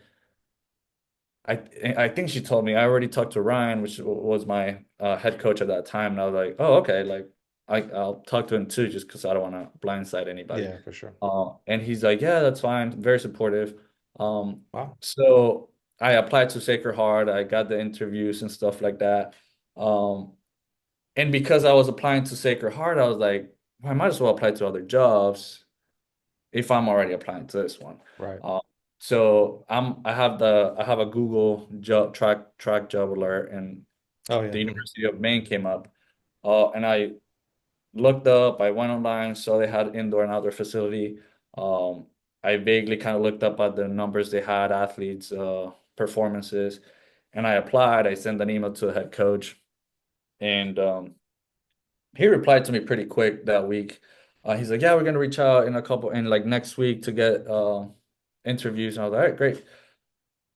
it went by maybe like a month and I never heard anything back from UMaine, and I kept interviewing with Sacred Heart, but they did like three interviews, and I was like, okay, like, and they just kind of kept pushing the yeah, I don't know. It just took forever, and I was like, Yeah. maybe they just don't want to hire me, but I don't know. I don't know. They just didn't seem that interested, Mhm. and then I think I had one interview where he the head coach at that time, I don't know if he's still there. He had me interview with his assistant coach. And it went all fine. And then that day, Adam, my current head coach here, reached out like, "Hey, do you have time for an interview today?" I was like, "Yeah, sure." We sat down, or tomorrow, whatever, and I sat down with them, had the interview. It was like a fun interview because I didn't have an office that I used to. I was in the student athlete academic centers Yeah. there, and the computers there, like if you don't move the mouse for a while, even if you're in a call or something, it shuts off. Oh, geez. And I was in the interview, and the computer just shuts off, and I was like, Oh and it no. goes up, and they're like, didn't do anything for me, but it was funny. I was like, oh, I'm not gonna get this job. Like, um, and after the interview, he's like, hey, great, like, we'll be in touch. And usually when I hear that, I'm like, all right, we'll see if I get an email in the next few days and stuff. And then I think I went to work that day for Nike in the afternoon, and he called me again, or he called me on my phone. I was like, hey, do you have time to talk later today? I was like, yeah, sure. So he called me and offered me the job, and I was like, Wow. and I was still talking with Sacred Heart, but I was Uh, like, this has been like a long process with them. Like, uh, mind you, they weren't really paying all that much. yeah. I'm gonna take it. And I was like, I told him like, yeah, for sure, I'm in. Wow. So it was very quick with Maine. As when he started, it took a while to get the process going, but once it started, like it went really fast, and Yeah. yeah, Well, I can tell you, and maybe this is hindsight advice for you because you went through the process, but other people that will go through this process, and you'll go through other process, potentially yeah, you'll go through other processes. As someone in my world who's hired a lot of people, our entire team for the past 20 years, close. It never goes for the person who's hiring. It never goes as fast as you want. There's always, whether it's HR has certain stuff, or we've gotten caught where it's like, oh man, I want to interview this person, or my VP wants to interview this person, but my VP already had vacation for this week, so now it's a full week past that. And I think the real lesson there is, so maybe head coaches who are listening, who are thinking about who are going to start conducting interviews or start asking for resumes and stuff for a position you have open. I think it's being open about that communication. Like I think about that Sacred Heart example you gave. First of all, if they're still interviewing you, they were interested in you. Like you made the comment of like, well, maybe they're not really that interested. They're interviewing, brother. Trust me, they're not wasting their time with someone who they don't want to hire. yeah, Trust me. No one goes through that. No one does that. Not at all. If they're interviewing you, they're at least a little bit curious of like, all right, would this guy fit? Okay, so take that off the table. That was not the case. But I think I'm willing to bet that you would have had a better experience with that Sacred Heart process if at the beginning they said, "Hey, Pablo, just to be upfront with you, we typically do 4 different rounds of interviews here, and that because of vacations and summer and travel and the conference meets or whatever, blah blah blah. It may take up to 6 to 8 weeks before we." Make a final decision on who to hire. You'd have been like, oh, okay. And then you get to decide, by the way, oh, 8 weeks. I'm looking to turn this around in 4 weeks. I appreciate you guys. Thanks, but no thanks. But then you have the expectation of like, oh, it's week 6. Well, you know what? They told me it was going to take about 8 weeks. All right, we're still on track. So I think yeah, the real lesson there is for people, whether it's coaches or HR, and HR should know better because this is their whole gig. But for coaches who are learning, there is no training for coaches on how to hire and evaluate and fire staff, by the way. So we're just picking yeah, it up as we go. I think for head coaches, I think it's just being open in the communication of, hey, Pablo, we got a position here. Certainly are interested in you. Just so you know, I've got a month vacation. I'm gonna bike from Portugal to China, so you won't hear from me for a month, and be aware of that, so you're not worried about what's going on, and you're like, oh, okay, cool, this dude's doing something crazy. I'll hear from him in a month or whatever. So yeah, yeah, little tongue in cheek there about the bike ride, which is still crazy, by the way. But I think that's the real lesson there. So you go to the University of Maine. Now, it's interesting. your entire life, with this huge one exception, has been in this Miami area, and I see that a lot where people are like, "Oh man, I just I'm from here. It's my roots. I want to coach in this area. Blah blah blah. There's other options, things like that." Barring this crazy bike ride, this is your first time. Since you've been into the States of like, oh, I'm moving somewhere else for my career. You go to Maine. I mean, that's pretty. You didn't ride your bike up when you moved up, did you? No. Okay, good. I just thought about that. That'd be like a cakewalk for you. That's certainly much shorter than Portugal to China. So you get to Maine. It's different. It's different than FIU. It's different than Miami, right? Have you been adjusting there? I really like it up here. Nice. I think a lot of people ask me that. I mean, there's definitely it's a way different climate Hmm. and seasons and people and Hmm. culture. Um, but I think because of me moving young to the US, I didn't really have a huge attachment to Miami. Like I'm not a Mm. survive till I die kind of person, and Hmm. so it's very. I was like, hey, I'm willing to leave Miami. Like I'm not, Hmm. and I've had that explorer kind of mentality. So like I For really sure. did not mind moving up here, because that was the first thing people were like, man, you sure you want to go there? Like it's cold. So it's always, and I'm like, yeah, that's fine. I actually do it. I enjoy the snow. I enjoy the seasons, and like, I like it up here. Do you I've really? Because I'm originally from Alabama, and now I live in Illinois, and every year I try to travel as much as possible during the winter. I hate the snow. Do you really? I mean, you're from Colombia. There ain't no snow yeah, in Colombia, from what I can yeah. tell. Miami, there ain't no snow in Miami.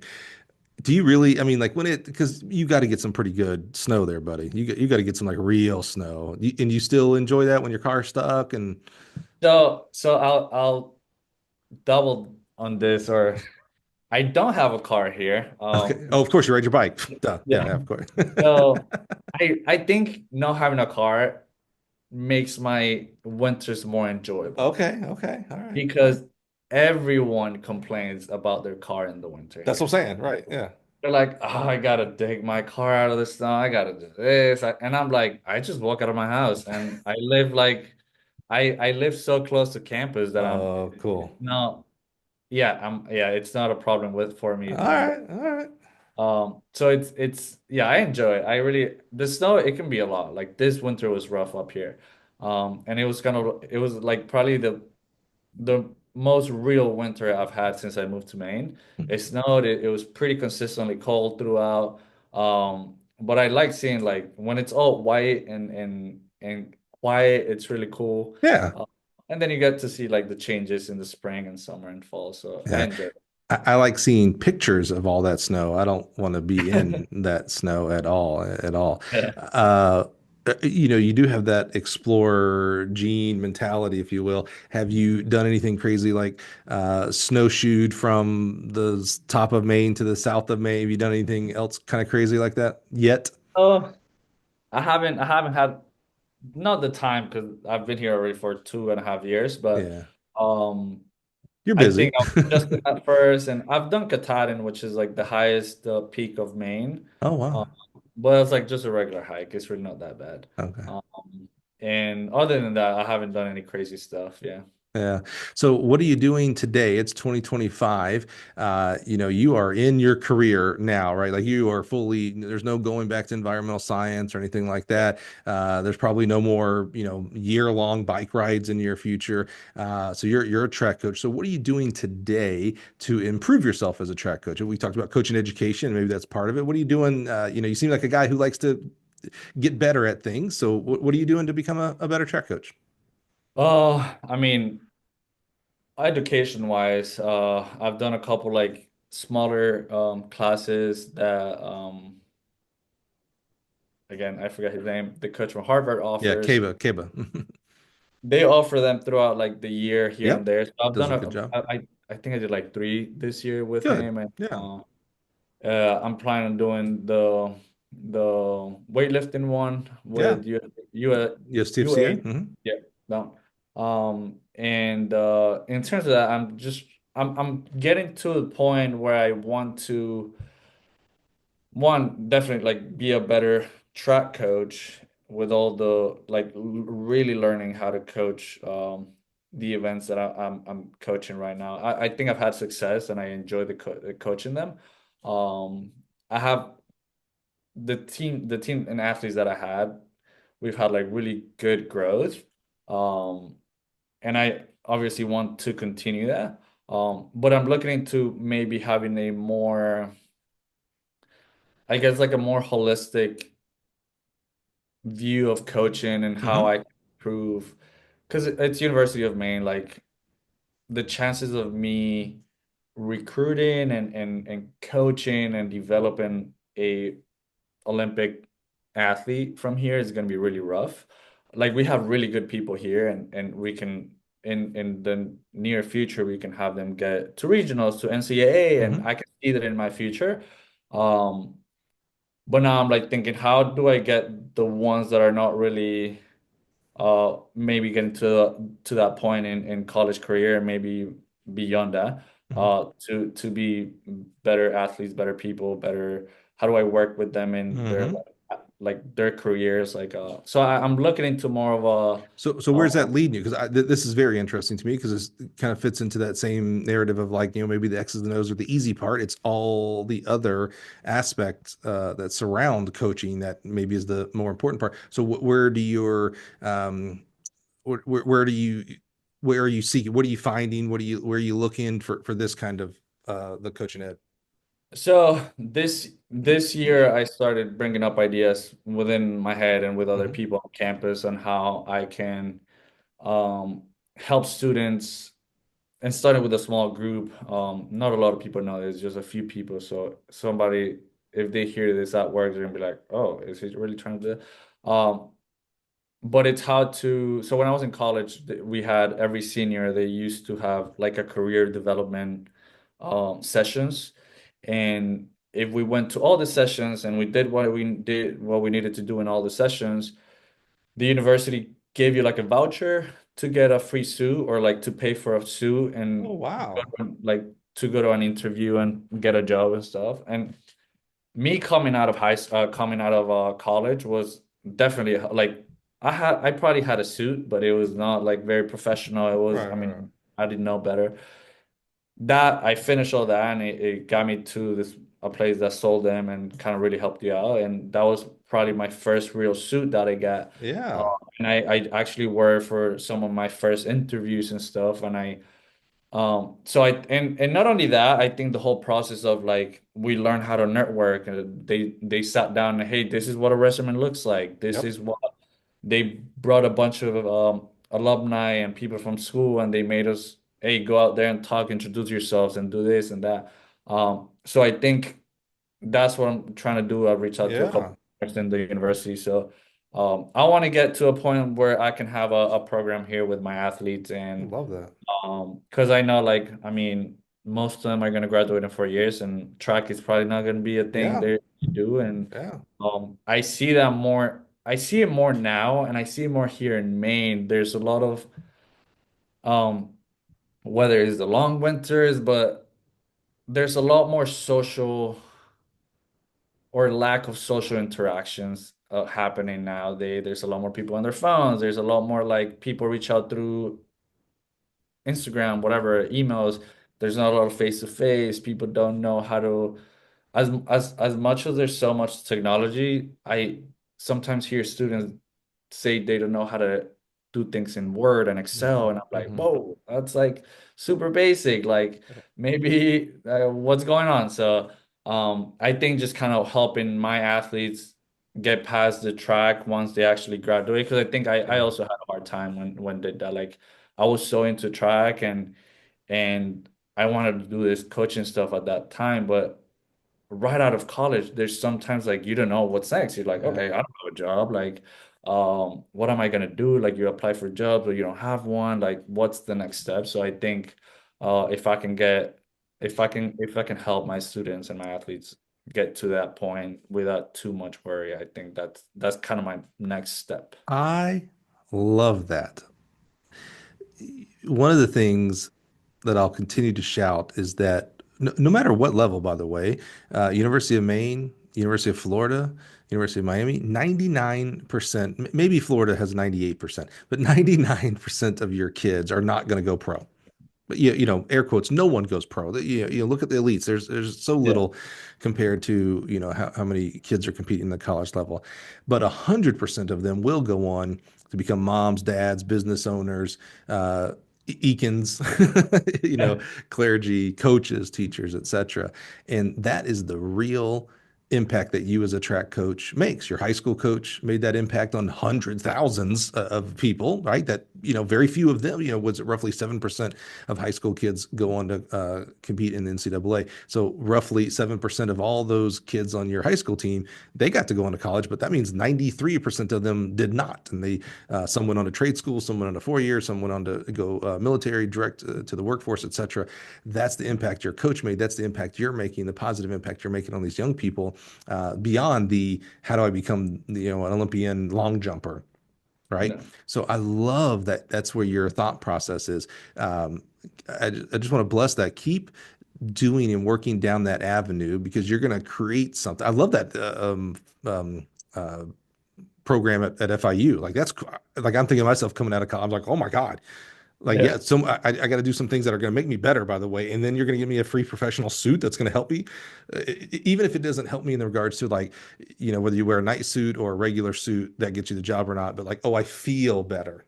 Like, I Yeah. feel like I'm a professional doing this interview. That's amazing. Bravo to FIU. And I hope, I'm sure there are other colleges that do that, but bravo to FIU. Keep going down that line with you there at University of Maine. You're going to build a program for that for a couple of reasons. One, even if slash when you leave University of Maine, that's the kind of program that can live past you, Yeah. right?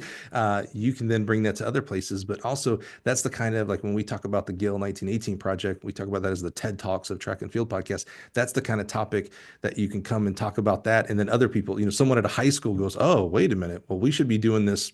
Like, how are we doing this in regards to like college recruiting, as far as interviews and how do you present yourself? How do you email? Like, there's something that can build Yeah. tremendously from that. And so I love that you're thinking that, and not, when I first got into coaching, I was like, oh, I'm gonna be the best sprints and hurdles coach in the world. So my 100% of my attention was to how to, this little thing in the block start and this little thing in the finish and this little technique over the hurdle. And in reality, again, we keep saying it more and more, the X and O's part was a small part. And I was blind to all the other aspect and had to learn that throughout my coaching career, and finally got to where like, oh yeah, these are human beings first and foremost, not Yeah. robots that hurdle and jump and throw the shot put. So I Yeah. love that, Pablo. That is so cool. Where does that, and I know you had that experience at FIU, but that kind of leadership. So you're really thinking about other people there because it doesn't do you any, you're not interviewing for jobs, Yeah. helping these things out. Where does that come from? Is there like, did you have some kind of like a guidance counselor or a teacher or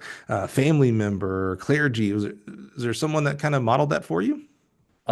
I don't know. I think my family overall, like I told you before, I have an extremely supportive family, and a lot of the things or the way I am and the place I am today is because of them. So, For sure. I enjoy also doing that. So, I've had now that I've been here for a couple of years now, I've had athletes that I've been able to like, hey, like mentor and guide them through difficult times, and whether it's personal or academics or track related stuff, um and it looks good, it feels good honestly when you see them like get out of that bad spot that they were, and you're like, okay, they're doing good again, and kind of, I mean, I hope that they're also not just at that time, but they continue to be good and successful in whatever they do in life, Yeah. um and that spreads throughout. Like I think Yeah. I'm a big um I'm always usually pretty energetic, and I go to practice, and I'm never gonna be like in a bad mood, and like obviously there's days that you're like it's a rough day, but You're human. um Yep. yeah, I think what you put out there is what you get back. So Yeah. um I try to do it with my athletes, and hopefully they learn something, and they, if I help them out or not, that's fine. But yeah, I just kind of want to have It's so that cool. comeback. Yeah. That's great, man. I love that. I bless that. Just keep going down that avenue, and you are going to have an even larger impact than you could even imagine today. And you know, you have a large impact today, so it's going to just kind of like a fire, just continues to grow there. Pablo, as you look to the future here at University of Maine, and you get to define future, whether it's 2026, 2036, what's got you excited, man? There's a lot of good things going on there. There are. I think I moved up here in like a really fun time to be at Maine. Yeah. I think the university itself is growing as a university. It's also growing as an athletic department. We are getting an outdoor track. It's being built at the moment.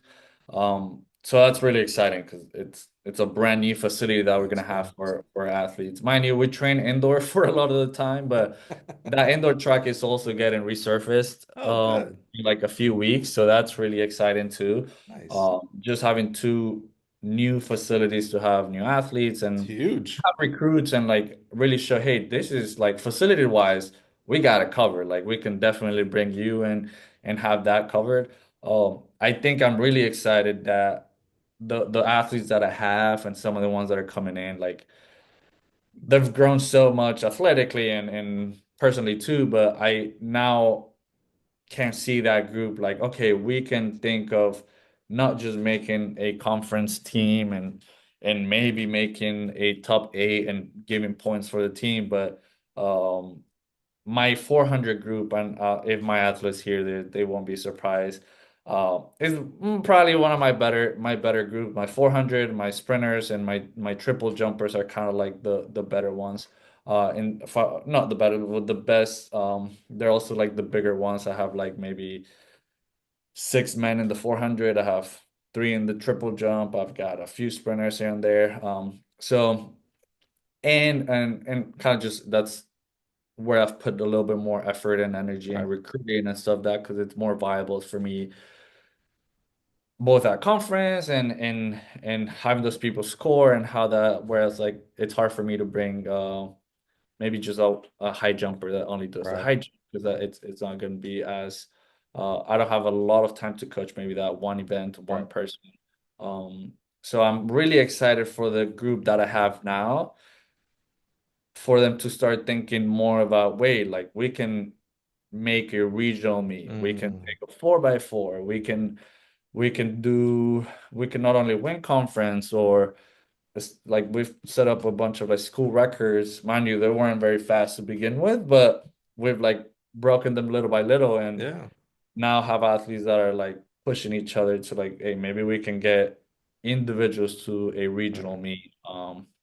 And hopefully a national meet at one point. But yeah, I think I'm really excited to get them in the mentality of like, oh, we're not just like New England big, because I don't know how Right. familiar you're with New England, but people in New England have like a skew vision sometimes of like where they are, especially in high school. So I think they're realizing now that like, oh, I'm not only New England good, like I can compete against Mm, like those big SEC schools and right. ACs in like they can be more competitive in that area. Yeah.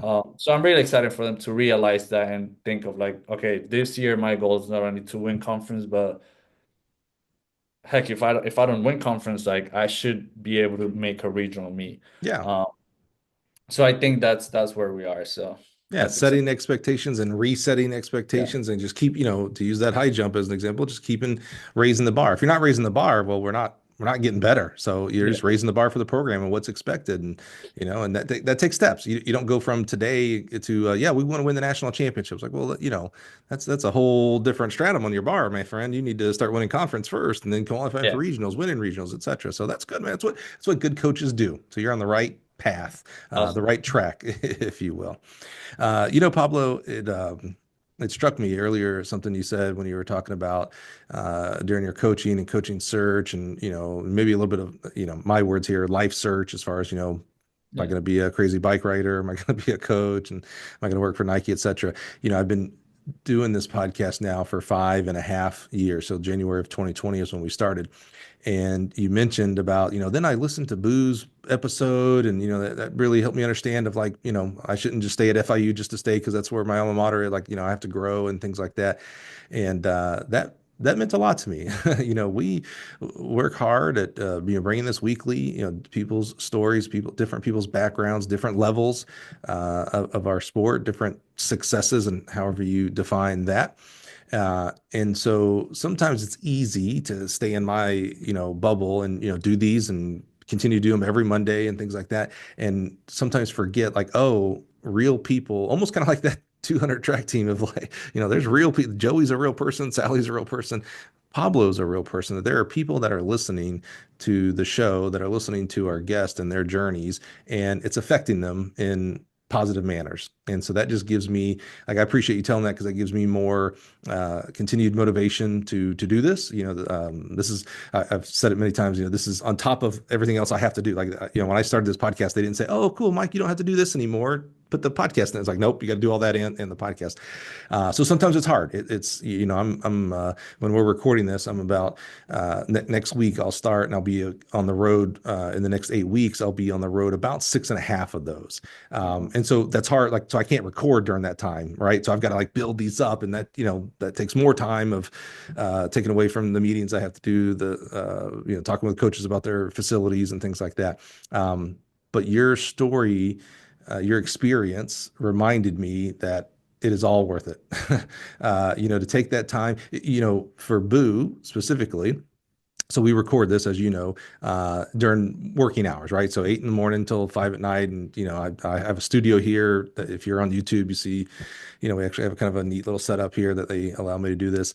And I don't do it because I've been working really hard the past several years of like, when work's over, Pablo, if you call me at 8 o'clock at night, there ain't nothing I can do for you, brother. I can't ship anything. I can't do anything, I can't fix anything. So I can't even like walk you through, like if something went wrong or whatever. So Pablo, you call me at 8 o'clock, you're going to go to voicemail. I'll get you the next morning. Sorry, not sorry, I guess. I don't know. When Boo and I were talking, he's like, oh yeah, can we do it, at 7 o'clock at night? And I was like, Boo, I really, like, that's family time. That's when I'm at the house, I was like, really, he's like, yeah, sorry, I can't, my schedule, blah, blah. And I was like, you know what, Boo, because he was my mentor coaching. So, he means a lot to me personally and professionally.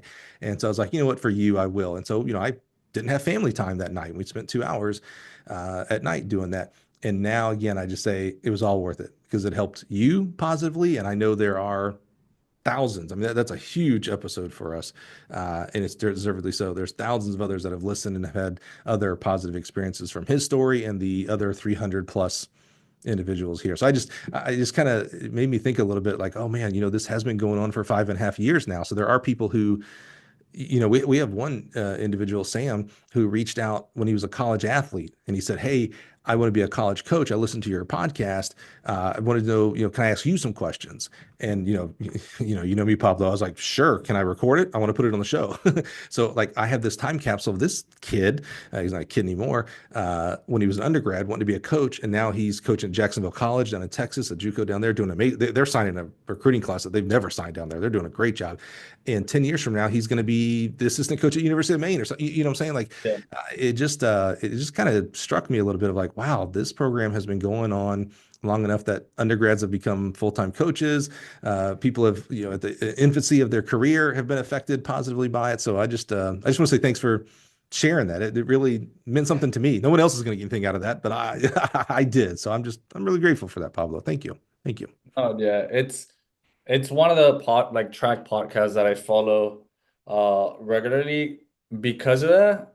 Because again, like anybody can take a class for track, or not anybody, Yeah. but you can take a Yeah. Yeah. class, Yeah. buy a book, and kind of see, okay, this is what it works, this is the pace, this is the rest, this is Yeah. the Yeah. That's right. this and that. Um, but in terms of career and how people got to where they are, Yeah. uh, you get to see so many different perspectives and see, oh wow, they did that. I should have done that, or maybe I could do that, or see, and they Yeah. also speak about their mistakes or things that they should have or shouldn't have done, and That's right. it gives you a lot more of a. I would say their podcasts and track podcasts are like a class, and you're like, I Yeah. take this. That's right. This is a little bit more like you're sitting down with a mentor and like, okay, Yeah. this. this is like a lot more. It's not just technical stuff, so That's it's right. fun. And Yeah. that's why, we're very intentional that, there's other great track and field podcasts. And, I'm a big fan of anything that helps our sport, right? Like I even I invited every podcast that I could find. And, not everybody accepted the invitation, but we had, I think 20, 25, somewhere around that number, podcasts that I featured on this podcast. Like I was like, hey, you listen to our podcast, well, maybe you might find other podcasts that you might like. So I love those. But we intentionally are the long form podcast. We're the hour. I mean, we've been going hour and 45 at this point, right? Like that's intentional because the details of your journey are important. Not just, oh yeah, I was a multi event athlete in high school, went to FIU, and then went to helped out at FIU, and then I did this crazy bike thing, and then I went back to FIU, and then I went to Maine. Like there's more to it that's super important for people to hear those journeys. So we're very intentional with that. So it's almost like a symposium, if you will, each one of the episodes. Pablo, dude, thank you so much, man. You're busy. You're right in the middle of trying. I mean, you're a championship part of the season, and who knows? You maybe you're coordinating some other bike ride, or maybe you're gonna become like a personal triathlete. Maybe you're gonna do some long swim down the Mississippi River. I don't know. I will not be surprised if I hear about you doing something If like that. you- I won't be like, oh yeah, that's Pablo. That sounds like him from what I know now. But I'm so grateful for you, man. The most expensive thing, most valuable thing that you can give me is your time. And I know in the middle of track season is not a great time to do it, but I'm very grateful for you sitting down, being so open, so authentic with your journey because it's important and it's going to help other people who listen to it as well. No, thank you for the invite. I appreciate it. It was fun talking about this whole thing, so Good. it's really fun to share that and see. Kind of also just looking back, oh, this is it reminds me of so many other things, and Yeah, that's it's right. really fun to see that. I was like, oh, I got to text my coach and kind of see how they're doing, and Yeah, uh, that's exactly right. yeah, so You yeah, know, I don't remember my reasoning or thought process around calling it the Connections podcast, but I knew there was something about like, how do I connect Pablo with the world? Like, you know what I'm saying? Like, someone in Jacksonville, Texas may not know about Pablo for many reasons because you're up in Maine and they're in Texas and they're JUCO and you're one, all that kind of stuff. But through the podcast, maybe I can make that connection. And I have had it's been amazing. I've had many emails, texts saying, "Oh man, hey, I heard someone so and so story, and I reached out because of that." That's huge to me. That's the connections part. So I'm so glad that it makes you think about like, oh, maybe I need to reach back out. I haven't talked to so and so in a while. That is yeah. important. And you're busy, and they understand that. But it is important to keep those connections alive. So man, Pablo, thank you again so much for being here. Just super grateful for you. Big fan of you guys and your new facility. Grateful for what that partnership we've had with that, and just excited for your future as well. Not Thank only Maine, but you yourself, Pablo. Appreciate it. Same. I hope to listen to it once it come out, but You will. appreciate it. You will. You'll be on a bike ride somewhere. All Thank right, you. guys. Thank you so much for being here. This was a lot of fun, man. I love young coaches who, quote unquote, haven't done anything yet because I get that a lot every once in a while when I'll invite a coach who's young. I'll hear the response of like, well, I'm not sure I'm worthy of it yet at this point, Michael. First of all, I love that they think that this podcast is that elevated that you have to be worthy. But first of all, you're a track coach, so you are automatically worthy because you have something to help the coaching community learn from, whether it's your first year coaching or your 100th year coaching. You have something to give. There are perspectives that I think are super, super important. And I'm hearing the feedback all the time in regards to, connections, hearing this person's story. We've had recruits and their parents who have listened to your story here on the podcast before, and that's how they chose to go visit. I've had coaches tell me that recruits are visiting them because they've been on the show. I mean, I love that. I just continue to build up the coaching community, and I'm so grateful to be in the seat that I am and help steward that in your journeys out there. So appreciate you guys. We are still in the midst of our Gill 1918 project. That's going to be a year long or years long. That's just part of our podcast now. So I think you're probably listening to this in June. Hopefully we're still getting submissions. Your voice matters. Please, please, please reach out to me to record your own 10 to 30 minute podcast on that. And we'll talk more about that when you reach out. But I'm just so glad and grateful for you. So we'll leave it there and join us next week. We'll do it all over again and join us tomorrow for the Gill 1918 project. Thanks guys.